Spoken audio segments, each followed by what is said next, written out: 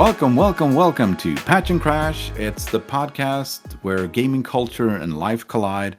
And we're back from, I don't know how many weeks it's been since all the three of us sat down and had a conversation. I have no idea.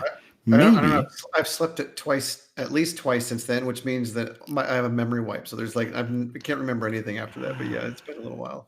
We talked about maybe having like a season 2 of the podcast. That's what some people do, I guess. We talked about maybe changing up the format a little bit. We'll see what happens. I think this is our 11th episode or something like that. Yep. Let's just jump straight into it. Play, hate, and miss. Well, before we do that, yeah. What are we talking about today? I have no idea. What are we talking about today? I think we were talking about the power of influencers and how they're influencing gaming, and then kind of work through some of that conversation. But that's right. Definitely so we're going to talk about that, and then we got our play, hate, and miss. You were going to kick us off, weren't you, Hans? With the play, hate, and miss. Let's do that. Yep. I mean, it's been a while since we sat down and talked, so I played obviously a ton of stuff. Hades, I've been playing a ton of Hades, and that's great. And that's coming out now on Switch in a while. And there's a 1.0 that's going to come out this fall, and we're all super excited about that one. Just love that game. There's been some interesting documentaries, like no-clip documentary series about the development of Hades from Supergiant Games. Watch those. I watched a couple wonderful. of those. Yeah. They're awesome. Aside from that, I've been playing Remnant. That was free on the Epic Store a while ago, which I picked up and played and had, because that game flew just under my radar. Or is it over the radar? It's under the radar, right? Under. Okay, yeah. Sure. I don't know how radar works. I do love though, like any of these kind of colloquial kind of types of terms, like they come across. It's like, what is the Swedish one? I always mix up. It's like not crossing thumbs, hold your thumbs. Holding your thumbs. Similar to crossing fingers. Yeah, exactly. That's the one. You can't mess that one up. But Remnant is great, and it's just a wonderful game by a small studio, but it's such a nice, interesting take on like a little bit of a roguelike stuff. And Warframe, but I have such a weird relationship with that game. So I feel like that's on your list every other week. Yeah, I know. But they came out with a kind of a big expansion, like an open world expansion thing. And I love their stuff. I just don't like the game. But here's the thing: like the game is for people who, but the game's been around for ages, and it's like unless you spend a lot of time on that game, which is probably what I'm going to be talking about next, which my hate thing is. It's been very inspired by Warframe, and I hate when game studios kind of require you to stick with a game. It's the whole sort of games as a service or a lifestyle game where, in order for you to have, a fulfilling experience with the game, you have to put in, 20 hours a week with this game, and you can't ever leave. So I don't know. It makes for a very weird relationship. I feel like we got to come back to that at some point, because games as a service has become this dirty word. Yes, in some ways across the gaming community. When in my mind, it shouldn't be, right? But anyway, at some point we got to come back to that in an episode. Absolutely, but I think it's interesting that point. Absolutely. So what are you hating on then? Well, that was kind of not the sort of the.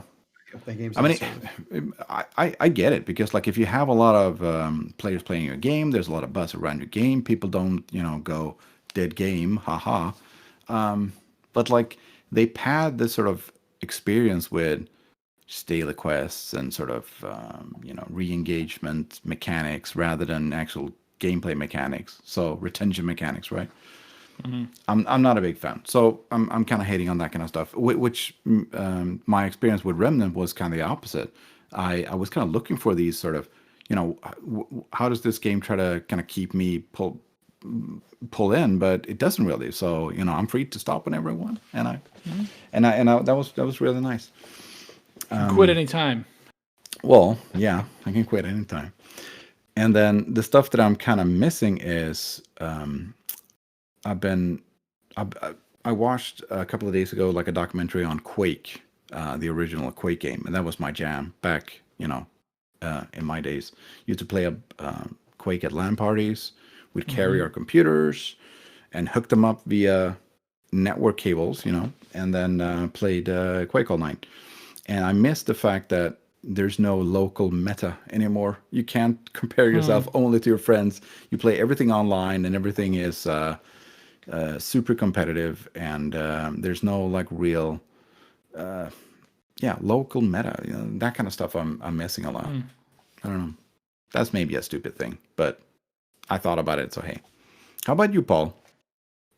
Oh geez, so it's been a while, but I haven't played much new versus what I've mentioned to you guys before. Like I'm still playing Star Wars Galaxy Heroes on my phone, playing a lot of Dauntless still. But I started playing Wasteland 3 with a buddy of mine back in the US. So that 9-hour time difference is a real pain in the balls for trying to play it co-op, which is interesting because it's a turn-based story-driven game. Did you say pain in the balls? I just want to. Yeah. Hans, what did Hans say? Over the 8 radar, pain in the balls. I got to come up with something. I'm like, I don't know what I'm going to say. You've never heard pain in the balls before? Oh, I've had pain in the balls. Pain in the ass, but pain in the balls. Come on, man. I've had pain in the balls, but that's a different conversation. That's why it's a saying, because you've had it before. Anyway, yeah. So Wastelander 3, we've maybe put 2.5 hours into it. We haven't gotten very far at all. It's interesting. I like I like tactical games like that. It's rough doing kind of story-driven games when you have friends there, because I think the sense I get is my friend prefers to hear the voice acting for whenever they're reading dialogue, and I'm just like, just go, Yeah. just like I can read it, just go.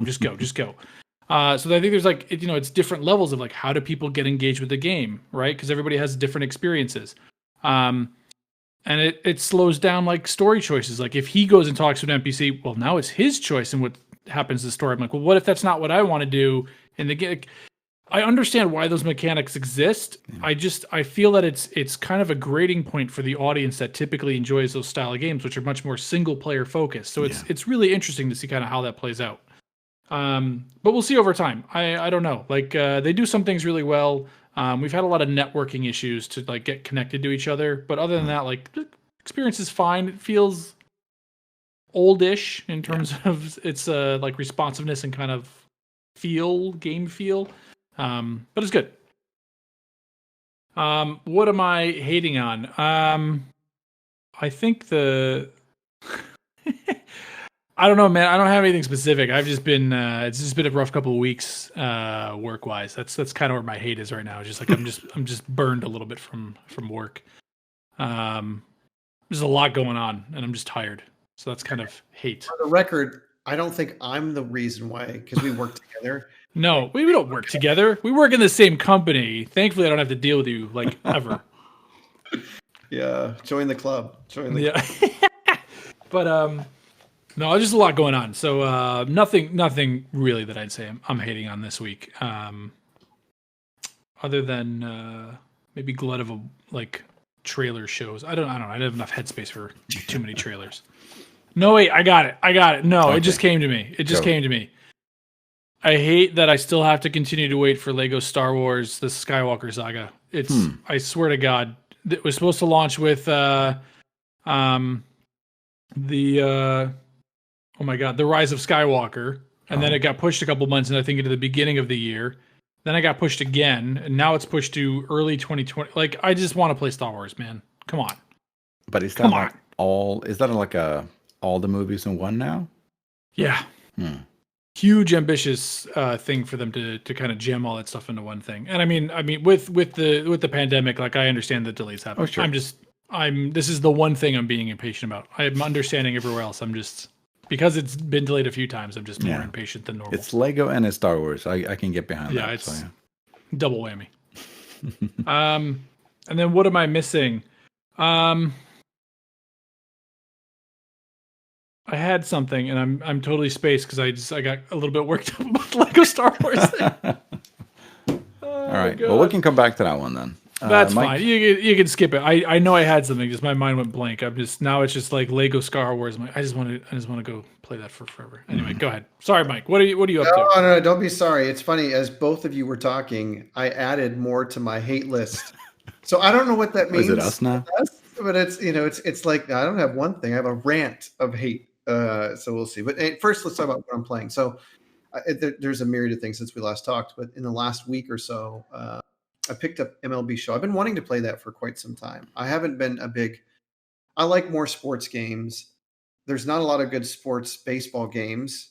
I don't know. Maybe it's because it's not as lively. Some would say. Some would argue. Some named Hans would argue that. Many. Wow, hold on. Would say that. I've seen a game. I've seen one game.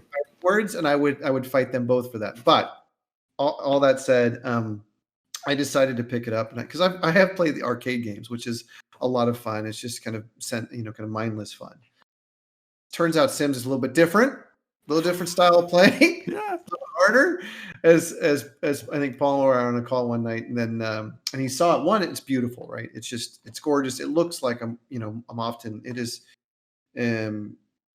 produced in such a way that it feels like I'm in a baseball game, and I think that's money.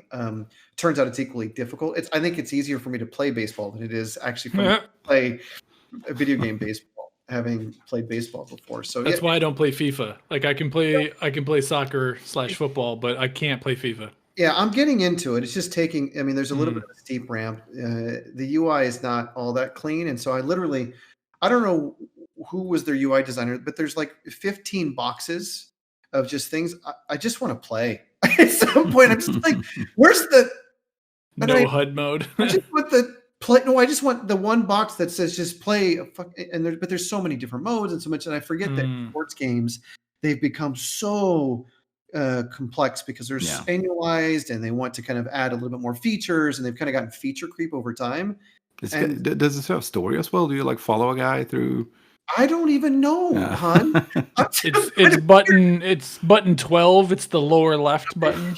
It's like the old Windows mobile phone interface where you literally have squares that have to scroll all the way across. Sure. And so cool in some ways. There's big squares. Not cool in the sense that I just want to hit play. So anyway, I did play some games, and look, I'm completely enamored with it. It took me a while to get a lot of the mechanics down, but it's a lot of fun, and so. We'll see. I mean, it is. You forget how long baseball games are too. I mean, that's the other thing is the speed of play, and you're like, oh, that's why people don't necessarily play a lot of baseball games. So anyway, that was MLB Show, and I'm still playing like Clash and everything else. We just had an update, which was actually really nice. What do I hate? Oh, I hate a lot of things. I'm not. Oh boy. I'm going to try to spin through this quickly so we can actually get to the topic. But unnecessary paywalls. Okay. And what I mean by that, and it cuts across every medium. You could be reading an art, or not even reading an article. Somebody sends you a link to an article, or you find it on Facebook, social media, whatever it is, and you're like, "This is cool. Sounds really great. I like the headlines." Boop, paywall. Sorry, sucker. You can't. You have to log in. You have to do something before you can read shit, which is just bullshit because it just breaks the experience. Then I get angry because I want to read the article. I don't want to pay for a subscription. I don't even want to log in and have you have all my data. How do they get paid, Mike? Yeah, go fuck those guys. Because you know what? Then the death of journalism. Death of journalism. It's just now perverted into sensationalism, and making money anyway. So that's a whole other conversation. Yeah. Well, then part of it, then don't be allowed. Have descriptors that say it's paywall required. Don't make it kind of scannable on Google search and everything else, because my whole Google search today was littered with paywall sites. So and that's just editorialized news stuff. Same thing with gaming when it breaks the game experience, everything else. That's one. Two, Disney Plus. Thank you, Paul, for that one, because you know what, you're talking about all the Disney stuff, and it occurred to me, it reminded me that I still don't have Disney Plus in Sweden, right. So I haven't. For those that are not crooks, and I have still not watched Mandalorian. So in part because I abide by the law, sir. It's just Star Wars. Is it too late to kick him off this call? Camera? That's another. Yeah. Because throughout this entire episode, it's going to blur me about 15 times, and I feel like I'm in like the what was it, the Truman Project? Somebody the Truman Show. The Truman Show. Somebody's behind my wall here and just has like a little remote button, and they're like, "Whoop! Let's just screw with this." His focus. It's like goes in, it goes out, it goes in and out, just to fuck with me. All right, so there's my hey.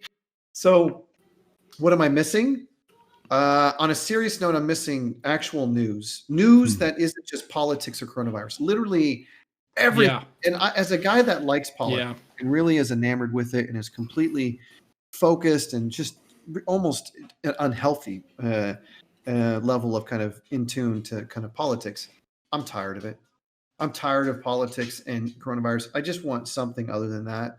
I've been trying to watch documentaries or something that's like fun, uplifting, interesting things where I'm like, I learned something cool rather than like, I'm just depressed listening to anything that's semi-educational. And in an election year and everything else, it's just ugly, and it's all over the case, all over the place. And it's so polarizing and so sensationalized. It's hard to even get through any of it and hard to stomach it. Like I'm done.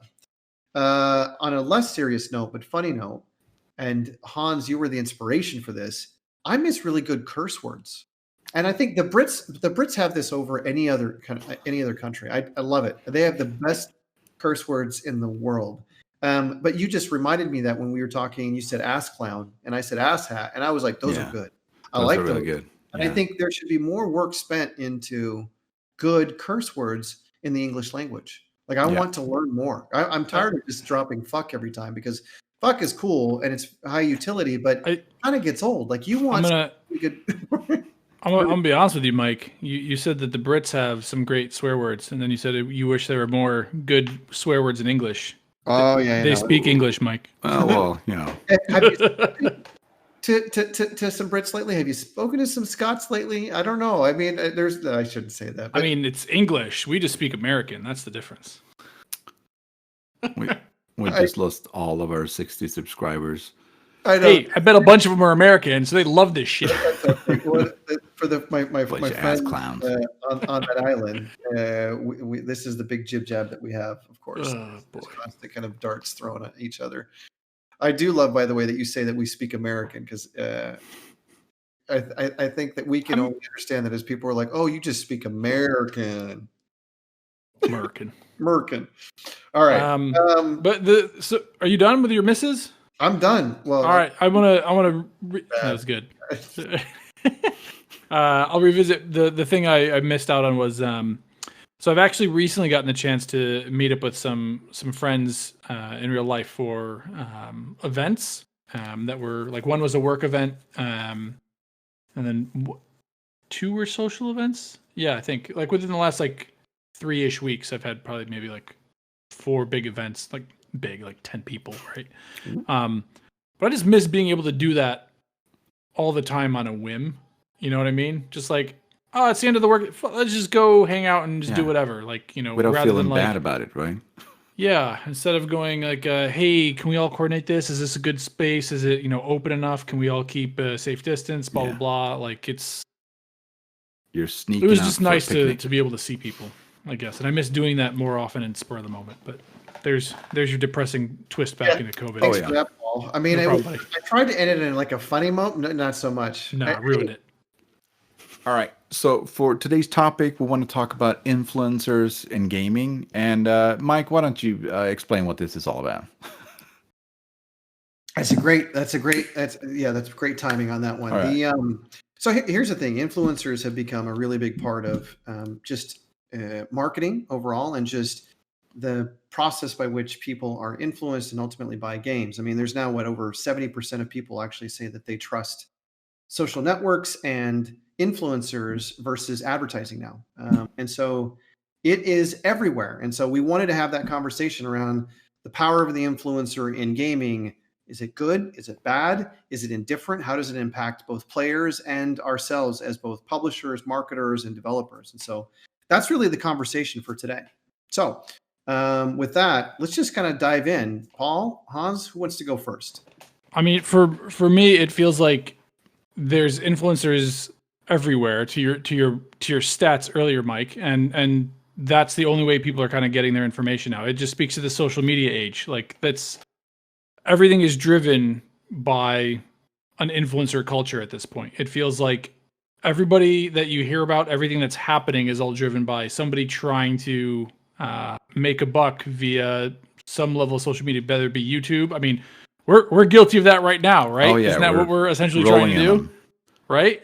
I mean, we're not making any money, but like, so essentially, like, we're still trying to do that thing, right? So I mean, it's crazy. It permeates every topic that exists. I think. Right. There's an influencer somewhere. Sure, but I mean, nobody starts out thinking you can sort of scam an audience out of any kind of money. I mean, that's not what we're doing. You know, we want to give an insider's perspective to the video games industry. But people trust people. You know, you don't trust like a TV ad or you know, a print ad or something like that. If you find somebody on YouTube or Twitch or whatever that can sort of get to you on a personal level, and you feel like you have the same tastes and things, and that person gives you a, you know, you should buy this game. You feel like this kind of game. You go like, yeah, I like the stuff that you like. How bad is that? I mean, how's that different from a game reviewer, right? A journalist on a website. I mean, I think that's the same thing. There's one significant big difference in an influencer versus like media or kind of a reviewer. They get paid, oftentimes. What, you look confused, Paul? Yeah. What do you? I mean, they both make money. So what is your definition here? Is it they get paid by a company to do a thing? I get paid by a specific company, oftentimes, to push a certain product. It's hard to show impartiality when you know that I am paid to actually do that, right? As a reviewer, your review stage and what you do is evaluated. People can look to you as to how you reviewed in the past to show your kind of impartiality is on display, and you're not paid. In fact, at least the reviewers I've worked for can't accept certain things or will not accept certain things because they don't want that perception of impartiality. And so that's one big difference. The thing about influencers, because I have a little bit of a, as you would expect from me, I have a little bit of a love-hate, kind of a mixed opinion about it. In many ways, I think they can be really good because when they are authentic to the brand that they're trying to push, when they are genuinely kind of interested in that and the kind of the marriage of both works together, and they are authentic and transparent in how they feel about the product, I think that actually is win-win. I think the problem with the influencers is it's kind of been a gold rush, and there's been no kind of limits in it, meaning that there's been a whole kind of race to influencers. And so there's that's one problem, which is there's no kind of, you don't have a way of weeding out those that are authentic, those that are not. There's a whole host of kind of boosting likes and fake, people increasing fake rates and everything else. And so there's that is kind of infesting that gold rush of influencers. There's a lack of authenticity because, people aren't always authentic to the brand because they're being subsidized by certain products. There's sometimes a lack of transparency from maybe influencers and what they can and cannot really, talk about. And so I think worse to me, the thing that I actually, as a player, I think struggle with is there's a little bit of loss of kind of relevancy. Well, what do you mean about that? Well, relevancy in the sense that I think that they're not necessarily, not always, and I think it's becoming less and less. And when I think about, I should also step back and say, when I think of influencers, I think of not just gaming influencers. I'm actually speaking to a larger crowd of influencers in the influencer community, right? Yeah. And I think the more that you kind of pervert the kind of the authenticity of what an influencer is, and the more you pay them for products, the less, I think the less authentic and ultimately the less relevance it is to your purchasing decision it should be. Because it's like, why, I'm going to, let's just kind of just take some examples. And this is where I'm kind of, my head's going to just maybe follow this through is I look at things like, okay, people trust Oprah Winfrey, right? As an example, have always for years, by and large, book club, you name it. What Oprah Winfrey says matters to people, right? Yeah. If she recommends a book in her book club, people follow suit. Little do I don't know if you guys remember, but Microsoft at one point also sponsored her. with Microsoft and Surface. Yep. Do you remember one of the biggest fails of an influencer was? I don't really follow Oprah. No, please. Okay.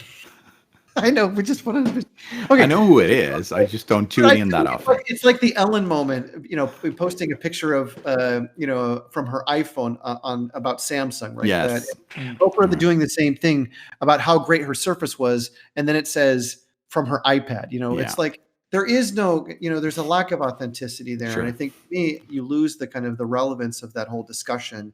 And when you have the problem is in an advertisement. It's okay if it's not relevant to you because you know where it's coming from a company. From an influencer, where you have 74% of people right now are trusting that source, and it's not authentic. Well, you've kind of it's in some ways fraudulent, and you've lost that kind of relevance of what that is. Yeah, I mean, I'd agree with some of that. I believe I think if I'm following. It's a long-winded way, but yes. Yeah, it was. There's a lot there. Let's talk about that. I think the thing that is, I understand what you're saying about when influencers are kind of pushing a product, and there can be this kind of gray area where it's not very clear that they're being paid to do a thing, and when that is found out, people are like, oh, okay, well, you're not the person I thought you were because you're doing a thing. You lose the personal relationship that people seem to have established with that. And I think that a lot of what you were saying, I recognize in myself and I think about, but I also, I want to think about this more from like, who a lot of these things are aimed at nowadays. Not us. These are kids that are like 20 or younger that are just like, this is my friend on the internet. You're right. It does skew younger for sure. Yeah. But to say influencers are just a not us thing, it's not true. No, but I'm a little bit of generality, but I think the thing I'm trying to get across is I think that different audiences react to this stuff different ways. I think we're savvy enough to understand like this is just a shill for a thing, and I don't really care. And like in general, maybe you have a distrust for their approach to things. But kids, I don't think are savvy enough to understand that. So then when they're like, Ninja says, go buy a thing, they're like, well, I'm going to go fucking buy the thing. Yeah, sure. Clearly Ninja got paid for it because he's getting paid, bro. That's awesome. I want that. It's an interesting take on it because, and then the question becomes like, why? Because you're right. It definitely skews younger.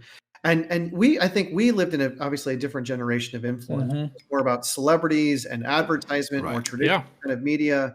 And so I think that's kind of our basis. Exactly. So kind of new spheres of influence, there's probably a different level of skepticism, which I think what you're saying. So, and in the digital native kind of younger generation, and especially I would say the other thing too is I think part of the reason why they embrace that idea of influence is because many of them can be that.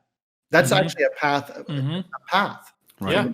Oh, that's interesting. Yep. And I think the other thing that you mentioned is like you're talking about Oprah, and I'm like, same thing, just different medium in an earlier time. We just didn't have the tools to kind of do some of these background checks. Like if Oprah was before widespread use of the internet and people being able to like, hey, who pays the bills for this? And then who owns that company? And then who does this? And tracing things back like 3-4 steps, like conspiracy level crap.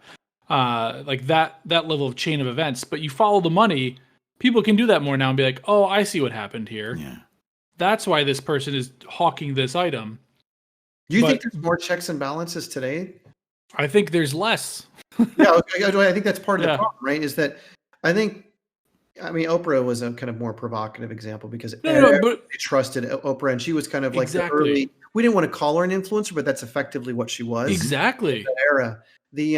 And today though, it's like it proliferates everywhere, and you have your niche influencers, you have your broad stream, and they're all kind of getting paid because everybody wants to get paid because it's a new revenue source. So the question is, when it proliferates to everywhere, like how do you even think about like what isn't perverted in some ways in the purchasing process? I mean, from a marketing standpoint, I will be honest, like that's actually, I look forward to some of those things because it allows me to reach audiences in ways that I never thought of before. And frankly, it allows me to have trusted sources that I can create to associate my brand with. Now, there's a whole sorts of kind of reservations around that, like especially with you don't really control the kind of the integrity of an influencer in the way you can control the integrity of your advertisement, right? And so you have to be careful about those relationships. but it is powerful, and it is something from a marketing standpoint I see the value in. But I do think that, I openly question the validity of it and whether or not it actually, if it makes sense. It's kind of like, yeah, I don't want to get dark, but it starts to kind of, it's like the peak of late stage capitalism when you start to think about what influence is and the importance of it. It's like, what is an influencer? It's like you start thinking about the importance of physical, appearances, competition, consumerism, and how do you monetize that? Well, that's effectively an influencer. And what does that kind of really mean? So anyway, I went dark on a very different path. But I think it does beg the question of like influence and what it actually, the impact that it has on us, and is it good, is it bad, and how do we even think about it? But I mean, I think it is a little bit more insidious in that.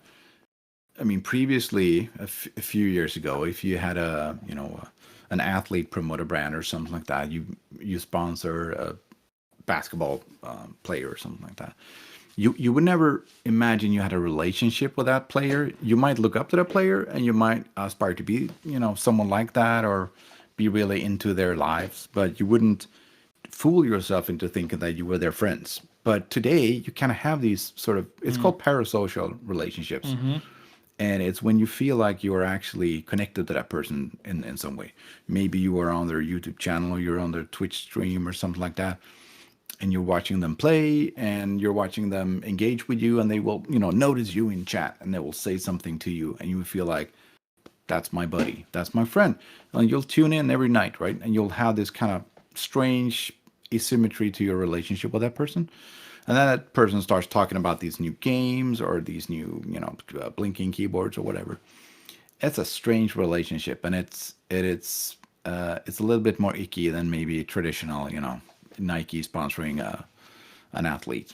Yeah, it's interesting. Yeah, go ahead, Paul. No, honestly, and I think going back to what the example you used before of sponsoring an athlete, like that's what we grew up with. It was much more blatant and in your face that this is clearly somebody being paid to hawk a product, whereas now it can be much more subtle. And Hans, I mean, without getting too much into it, I know you have kids. Like, is this something that you think about, that you've talked to them about, that like has come up in life? That's it's funny because my kids will watch a lot of YouTube, and they will watch a lot of people play YouTube, and they will kind of emulate how they play YouTube. They will talk a lot when they play games, right? Like, who are you talking to? My kids over there playing Minecraft. Like you don't have an audience right now. But he's kind of practicing what he's seeing, right? My daughter wanted a blinking keyboard for her new computer. It's like, all right, sure, whatever, because that's what you'll have. So yeah. Yeah, it's interesting because I mean, the more I think about it, the more I am mixed. There are definitely, I think, benefits of having influencers. I think, having worked with some influencers in the past, I really appreciate that they are bringing their craft and their passion to life. And the truth is, I think we would all be lying if we said that we wouldn't want to, in some form, some way, shape, or form, be some type of an influencer, right? If we could, through our own kind of channel or other things, because I think we have something to give, and certainly, the monetary wallet's a kind of not something that's top of mind.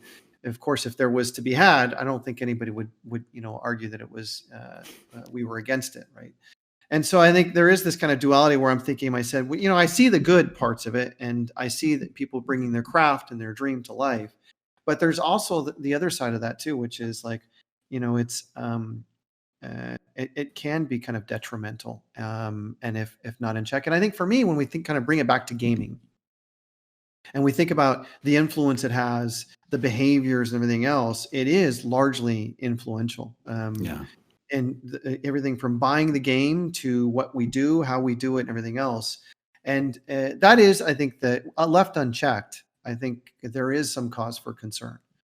I think if I could spin it in a different direction, I do agree with you. But I think we've talked about that element a bit. One thing I do want to bring up is what it's like being an influencer. I've worked with a few before, and I've had some pretty good conversations with them, like when they're not behind the camera or we're not engaged in a work behavior.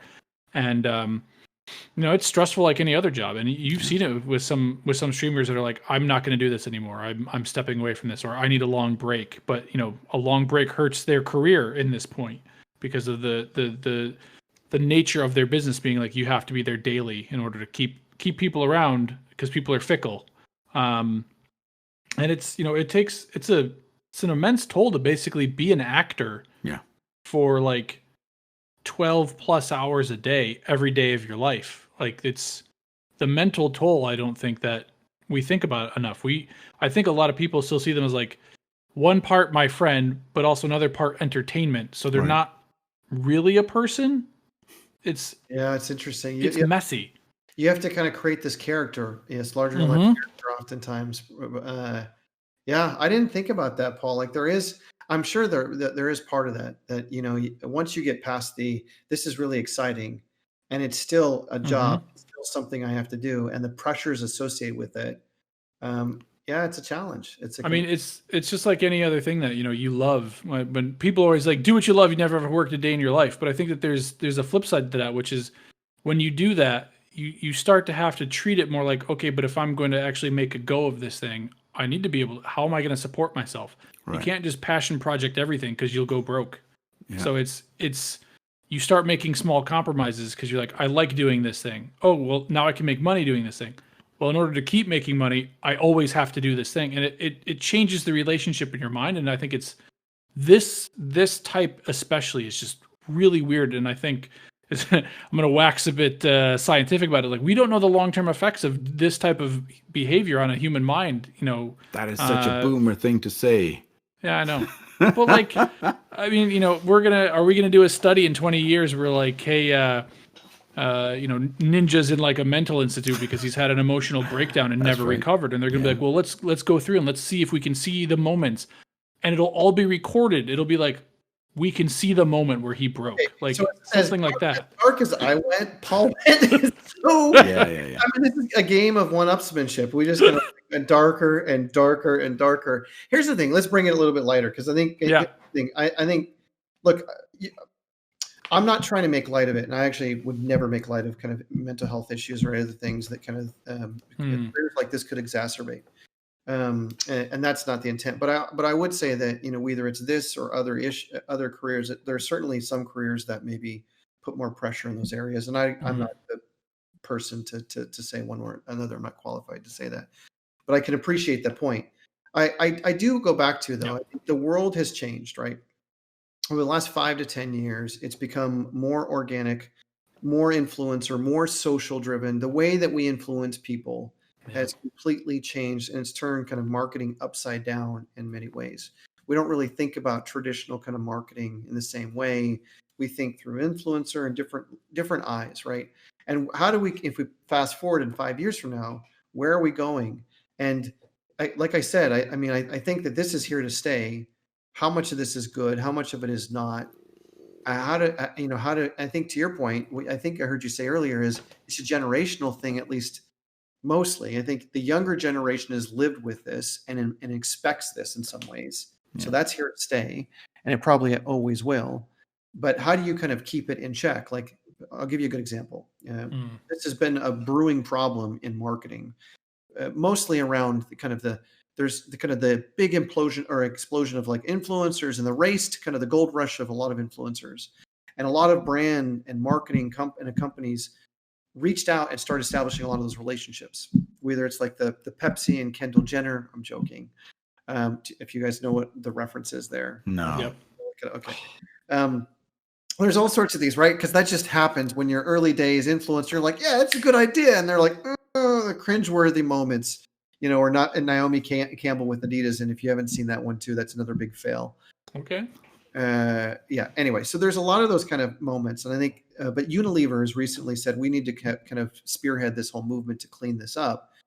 Things like, because they a lot of those kind of P&G, Unilever, a lot of those companies are, trying to associate themselves with more and more of those brands. I think in the gaming space, I think we should probably at some point embark on that same kind of path, which is helping you need to kind of legitimize influencers in some ways without, suppressing them.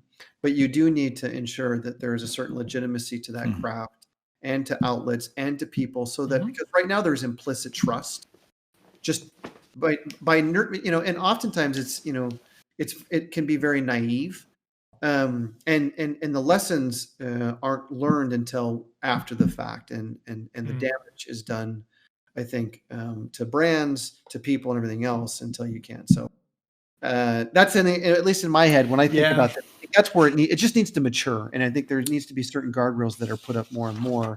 I think it's an exciting field. I think that I get excited to see, just seeing the innovation in this space and how you see content creators innovate in the type of content that they're creating and how they're reaching their audiences in new ways that I haven't seen before. But there's certainly, it's just something about it is kind of weird, right? But it's still early, I guess. I mean, everything starts in a garage.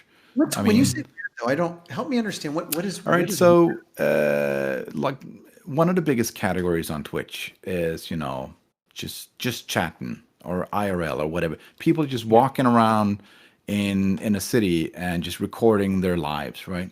People traveling the world, just being themselves with a group of friends, or maybe not themselves. I think that's really weird. People tune into other people's lives. Though, so I guess maybe we're kind of getting into just the world of the internet now. Yeah, sure. It's no, I get it. But and the world of the internet has brought to light everything, and I didn't even know what is it, ASMR was before the internet. Oh yeah. Mm-hmm.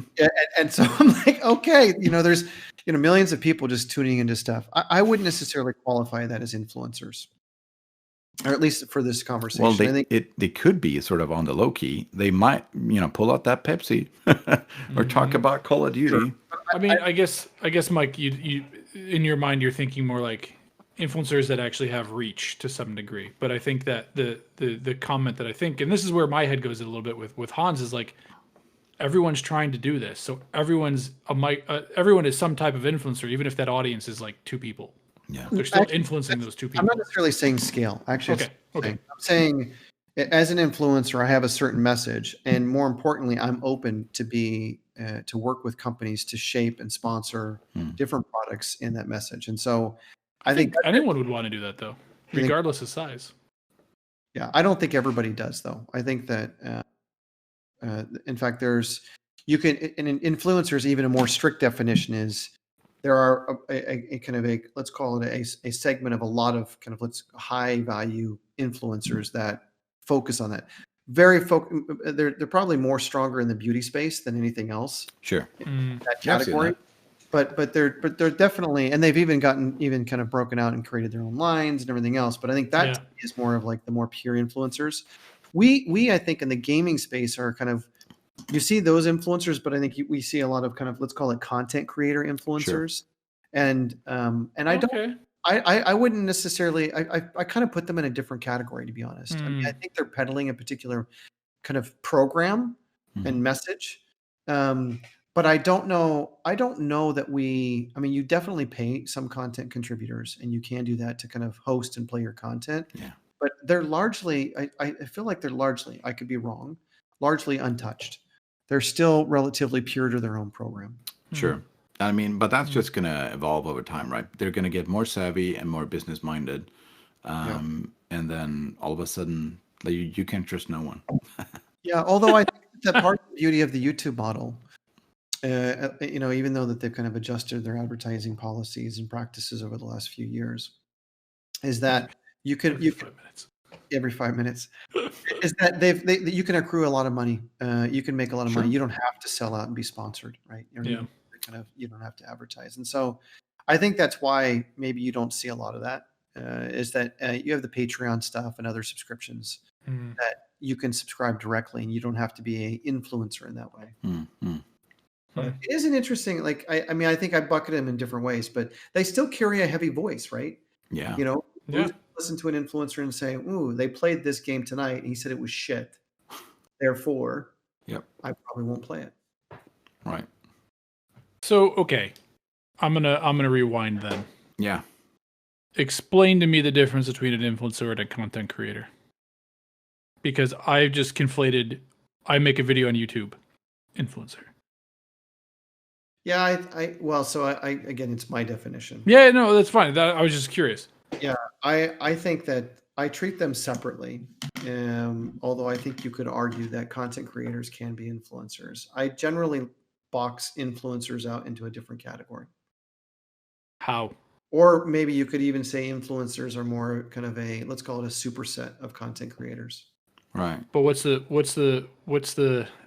line in the sand? How do you differentiate? Like, how are you measuring that? How are you differentiating? The difference between content creators and influencers? Yeah. That's why I asked about scale earlier. Is it like, hey, I only consider you an influencer if you have 500,000 or more subscribers? No. On YouTube, right? Like I'm just trying to understand because I guess in my I think because I think of like content creators are folks that are just like as an example playing our games and just creating content on our behalf. So not commenting in a video. They're just like it's just pure gameplay. And the way and I mean this is probably not the perfect and maybe even the right definition. When I see influencers, the first thought that goes to my mind is paid. I pay for them. Yeah. So, but did they become an influencer then? Sorry, are they a content creator? You pay them and now they're an influencer? Oh, it's a good point because everybody's a content creator. Yeah, because like in gaming, the sort of the white. Yeah, go ahead. The kind of the white whale in gaming is getting your game played by one of these big content creators or influencers without actually having to pay them at all. And that's pretty exclusive to our industry. I mean, nobody makes, I don't know, like a shampoo and then gets, one of the big names to sort of just use that and talk about that without actually putting some money behind that. But PewDiePie can just play your game without you actually having to pay them at all. And that can make your success. Yeah, and then we've done that before, at least on the marketing front. But it's a good question because I don't know that I've actually, and now I'm probably getting tripped up in definitions, but when I think of in my head, gotcha journalism. No, I know. Well, I know because part of it is that I think you're right, Hans. We get we're a little bit different that way because when I think of content contributors, I think of guys just creating content on our behalf. When I think about influencers, influencer strategy, I'm like, who am I going to go out and go strike deals with? Right. But that's my definition, to be clear. I don't think that's a universal industry definition. And I don't really. I mean, being the code guy, I don't really have any first-hand experience talking to any of these people. So, yeah. But I think I'm trying to figure out because we talked about the like, is it good, is it not? We talked about the definition. We probably spent way too much time on that. And I think there's even a little bit of hypocrisy in our speak because I think it's hard to kind of hate this practice because we ourselves have our own ambition at the same time, right? Yeah, it's super weird. It is super weird, but I do think it is interesting because I think look, I see the value in it, but at the same time, like I think that it's an interesting and one could say relatively still kind of up and coming and new field that needs to kind of shake out. I think I'm gonna jump way back to one of the questions you posed earlier, Mike, which is like where do we see this in 5 years? And you asked me if you thought there was enough kind of regulation or how this was kind of the oversight. Sorry, I think was the word used. And I would hope that and again maybe this is just because of what I grew up with, the way that I've interacted with this stuff, and Hans Kalle, like you were saying earlier with the sports figure. Model is like, do we need to start requiring people to be way more blatant about the fact that they're sponsoring a product? Like there are some influencers or content creators, both, that are very blatant about it. I watch this one guy called Ryan George that does some stuff for Screen Rant sometimes, and in his own channel, he has this gimmick that he tacks onto any of his videos, which are sponsored. And he's like, this ad, this thing is brought to you by, but his setup, he's like, I'm the adastronaut. And he's an astronaut in space hawking a product, but he makes it a bit. Oh yeah. But it's very clear that he's like, I've transitioned into this completely other thing that is now clearly an ad. I do it my own way, but it's clearly an ad.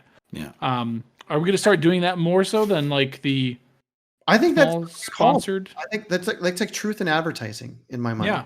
It's the now it's funny. I'm going to say this and I'm being a little hard on influencers, but part of that is that it's such epidemic's the wrong word, but I'm just using that to describe how large it is.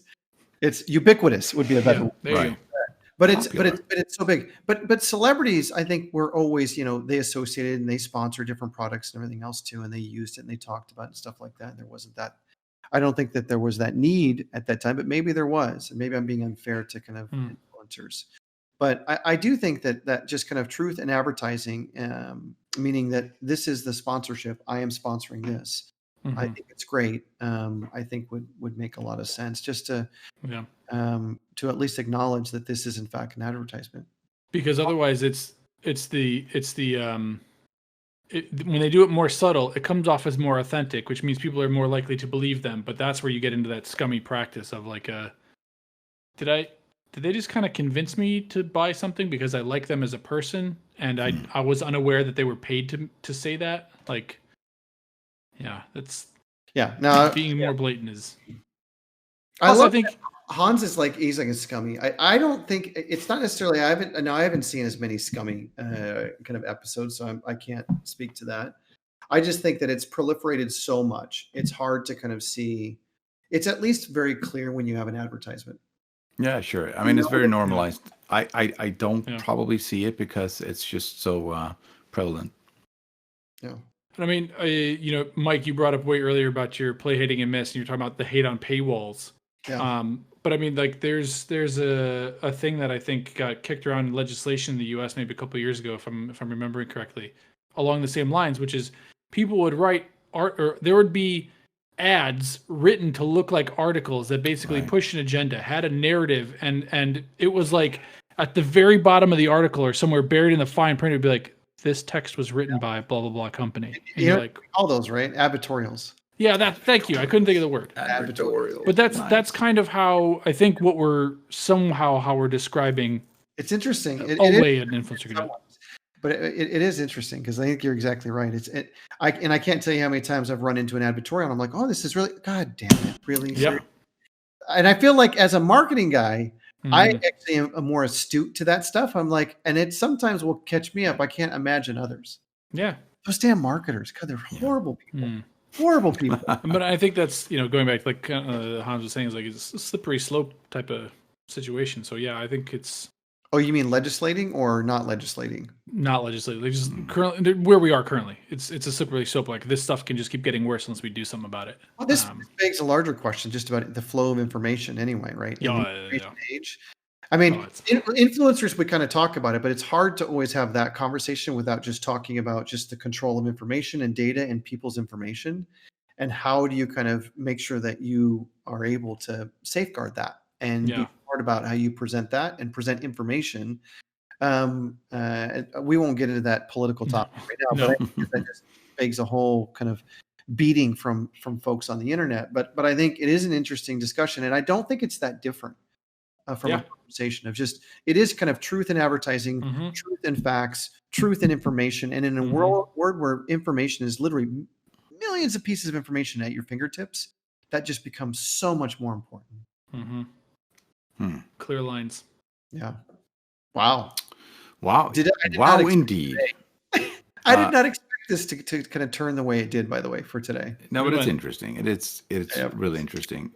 But I think that kind of rounds off the conversation for the 11th episode of Patch and Crash.